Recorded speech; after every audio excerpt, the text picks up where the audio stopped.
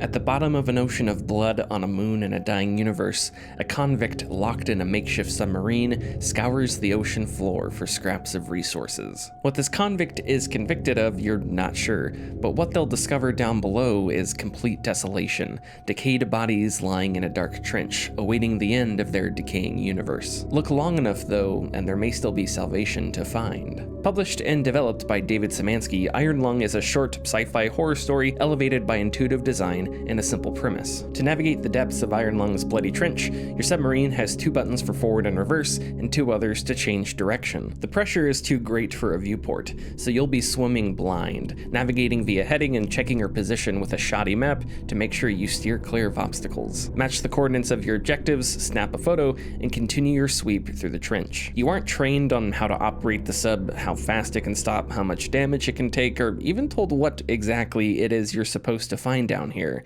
You'll just have to do your best. The sub is inconvenient and tedious, and I love it. You'll constantly have to flip between the controls in your map to navigate. Its bare-boned proximity alarms seem like the very minimum of what could be considered proximity alarms, and you'll have to walk back and forth between the front and back of the ship to take pics and readjust if you need to correct your angle. This isn't a Los Angeles-class attack sub. It's a haphazardly constructed metal ball dunked into an ocean by a dystopian civilization going extinct, and that's exactly how it plays. Iron Lung brought to my mind memories of other classic, creepy sci-fi short stories, not necessarily due to content, but more so tone. The gaps left open by its detail-sparse introduction, you'll likely fill in with your mind, much the same way its low-poly visuals allow, if not encourage, your brain to see shapes in these grainy photographs that may not actually be there. It's a stylization that, in recent years, has become its own subgenre of horror, and Iron Lung wears it well. Every picture is like a single frame from an old found footage film.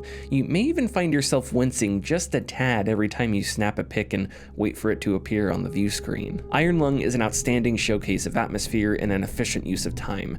A single playthrough may only take anywhere from an hour to an hour and a half, but in that short time, the pressure steadily mounts, and your composure, as well as your faith that an escape even exists, is tested. I've played a few Szymanski's games over the years and even stumbled across the Moonsliver way back in 2014, which I enjoyed as well. While I can't speak to Szymanski's entire horror collection, in what I've played there seems to be a running motif of loneliness and isolation, whether it be the Moonsliver's island or Iron Lung's blood-rusted submarine. Certainly familiar as far as horror themes go, but still interesting, and they've made for great ambiances. Iron Lung is a continuation of all that. It leaves your imagination to do some of the heavy work, but doesn't pull any punches. And luckily, the actual death of our real universe is still a few years out, so you have plenty of time to play it.